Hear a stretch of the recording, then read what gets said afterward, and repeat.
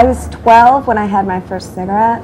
I remember that very first cigarette because, like I said, there were 4 or 5 of us, and they had all been smoking, and I'd never had a cigarette yet. This was my first one. And when I was smoking it, they were like, wow, you're so cool. We all coughed our first time, and you haven't coughed yet. And so I just thought I was like the bomb of smokers. Like I was just born to do this.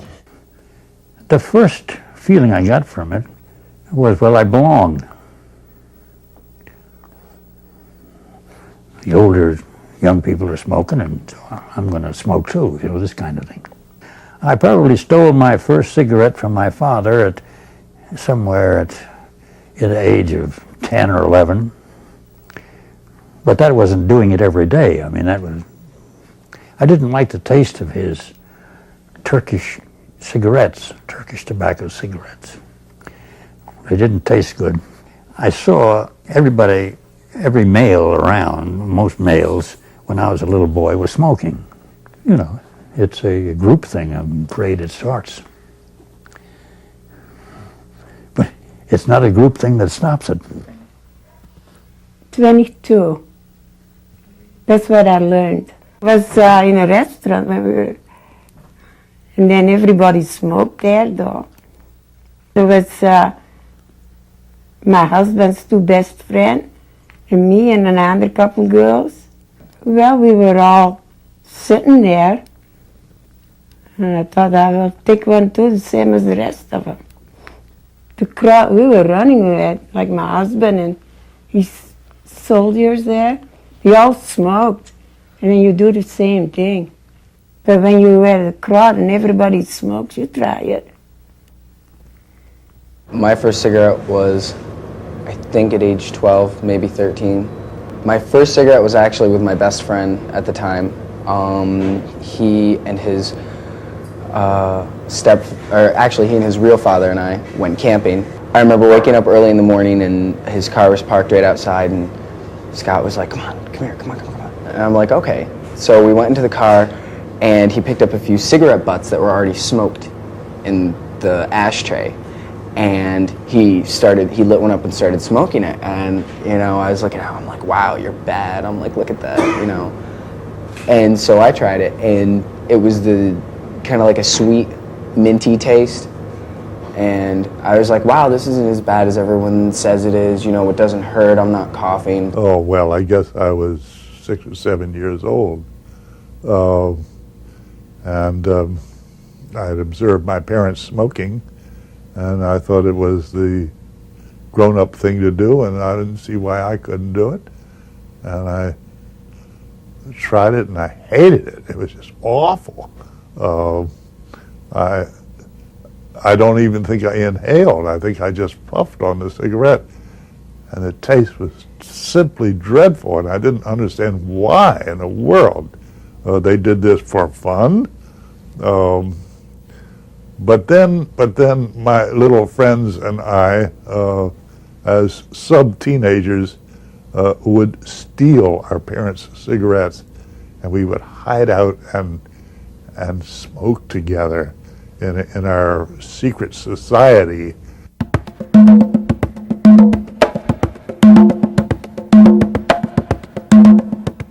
One night when I got, you know, mad at them because they said I couldn't do anything, being at this point in time I was 13, I went out on my roof. Right outside my window there's a roof ledge that goes out pretty far, and I sat way back, and I had a full cigarette, and I just lit it up and started smoking, and I was like, I pretty much said to myself, to hell with it. I was like, it's not, you know, I always thought it would hurt my lungs or anything like that, and it didn't. So I finished a whole cigarette then, and I think that was the first time I ever got actually like addicted to being like, you know, okay, today I have to have a cigarette. Well, my husband and I really got hooked. We were smoking a pack of cigarettes a day back then. I smoked when I got up, and then I couldn't smoke till 12 o'clock because I was working. Couldn't smoke, and then couldn't wait to get at the hospital to light up a cigarette. During breaks in school, study hall breaks, and let's see, for gym class, and what else, for lunch break, I would sneak out to my car, when I had my car, with my cousin, and we'd just go sit and kind of duck down and have a cigarette or go out during gym class. We'd wander off somewhere. Well, by the time I got sent to prep school in the 9th grade, I guess it was, perhaps I bought a pack of cigarettes a month. When I went to be an apprentice to a sculptor at 16, 17, 18, and 19, I maybe smoked a pack a week.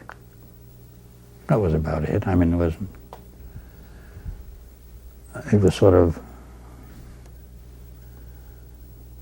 just a beginning of a habit.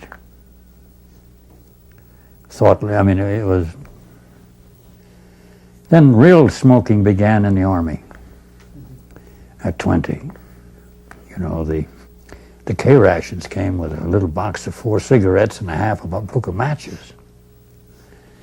And it's that way you smoked. But I was 22, 23. So by the time I was finished with the war, I was a smoker. When I got 50s, I said, "You damn fool, you're hooked." Probably once I got a car, I was able to smoke more because I could go outside and smoke in the cold weather, and I could travel further and smoke after school and smoke in between lunch breaks if I could leave during lunch, during school. And then it got to the point where after school I had to have a cigarette, and then I felt better. Late teenager, I think 16 to 18 was when I really started to smoke as a regular thing. And it was a regular habit by the time I was 20, let's put it that way. I smoked a lot during my 30s and 40s. A couple of packs a day was certainly about par for the course as far as I was concerned.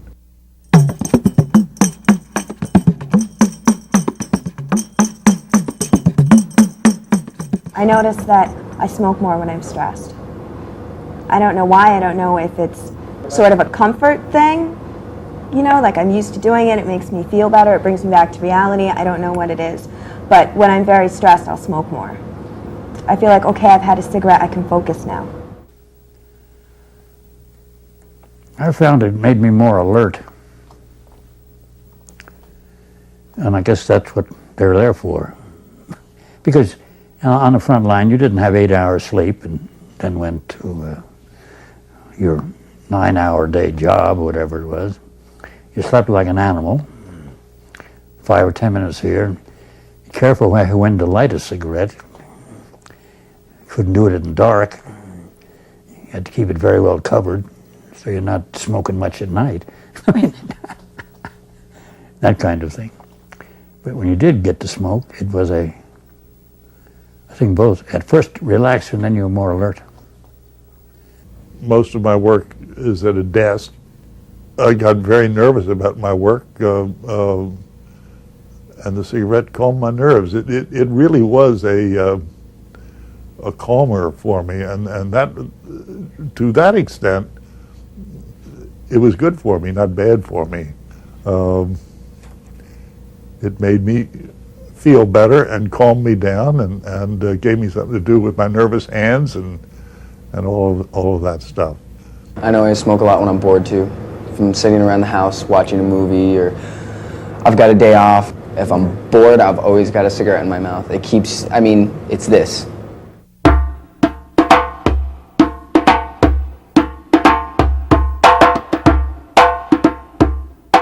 I started on Camels, but then once I started smoking other cigarettes, I noticed that I hated Camels. I don't like to smoke them.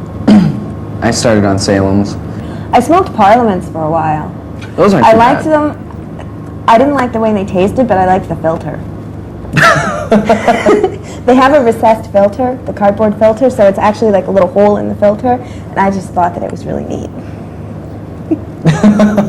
Nope, I never went But I through didn't like that. the way they tasted, so I had to go back to Marlboros. Actually, I liked smoking Pall Malls for a little while just because of the fact that they were non-filter, and not having the filter, I could get more out of a cigarette than you do a regular one. Yeah. And that's why I started smoking Pall hundreds. Malls aren't as strong though, but I can't smoke a Camel non-filter. When I was waitressing, I smoked hundreds because they lasted longer. You weren't wasting a cigarette when you had to go take someone food.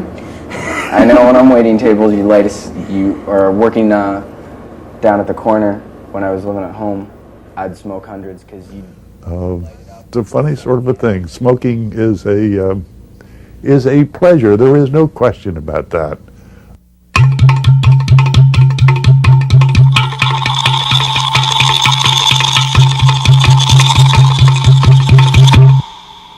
I don't know as young people can feel the effects of tobacco until they're older, really feel it.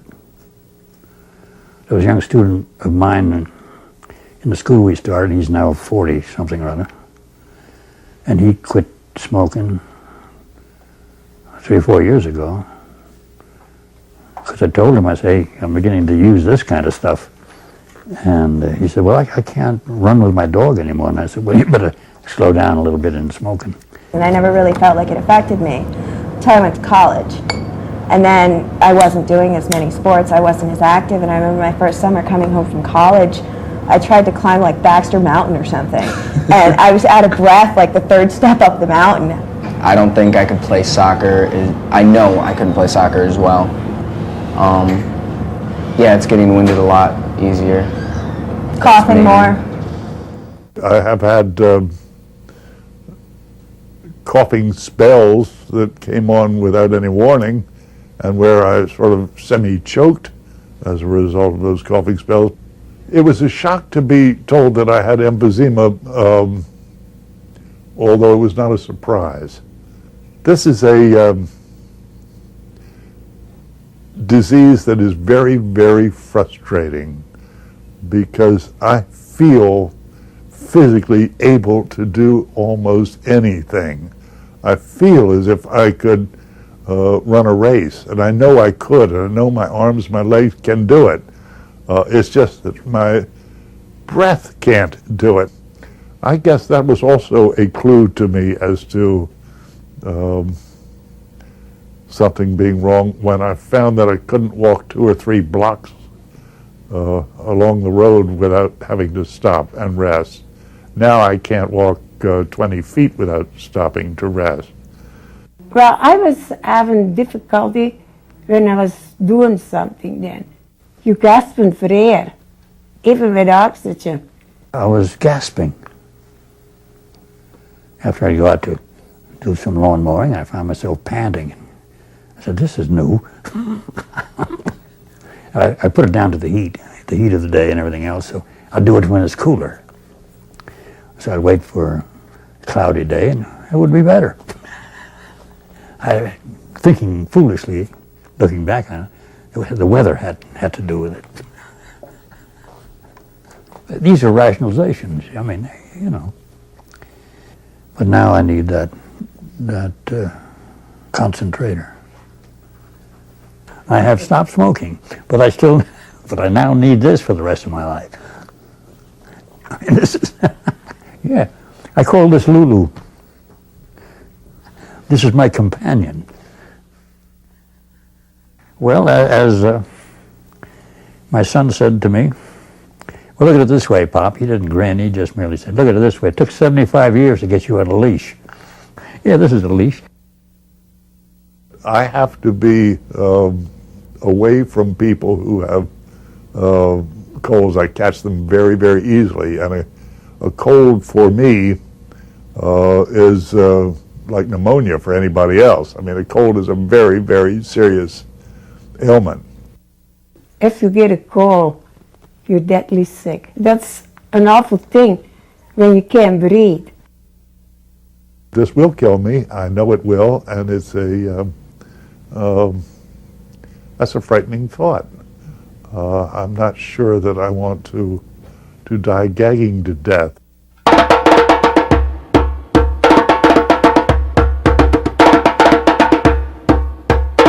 I knew about the evil of smoking long before I stopped smoking, but I did it anyway, and as I have said many times, I kept on smoking anyway because I was sure that I would be the one that it did not affect, or that I would know when to stop. I know I'm gonna quit, but I'm just there's so many excuses right now that I can use to say I need to keep smoking that I'm just not ready yet. When I'm ready, I will. If I begin to have problems, then I'll stop. I still always have the thought of I'd never even met my grandfather. I've just got one picture of him, and it's him on an oxygen tank. And I never want to be there, so I know I'm going to quit. Well, of course I don't want to picture myself like that. And, I keep saying I'm going to quit someday. I guess someday just hasn't gotten here yet. I mean, I hope it does. Either I will not suffer from smoking, and therefore I will beat it, or I'll stop at the right time. And of course, I was wrong. At the end of this month, I'm going to be not necessarily going on Wellbutrin, but I'll get some. I don't think I'll be ready to quit, just because I know I'm going through another transition where I'm going to be moving, and the smoking will help the stress, and I'll probably be moving shortly after that back into school and everything. So until I'm ready, I'll always have that Wellbutrin, and that's what'll help me to quit. But it's not until I'm ready to and I want to. And then there's all these nice little excuses. I'm starting a new job. I can't quit yet. There's too much stress in my life. Oh yeah, there's so many excuses. There's so many excuses. There's so many excuses. There's so many excuses.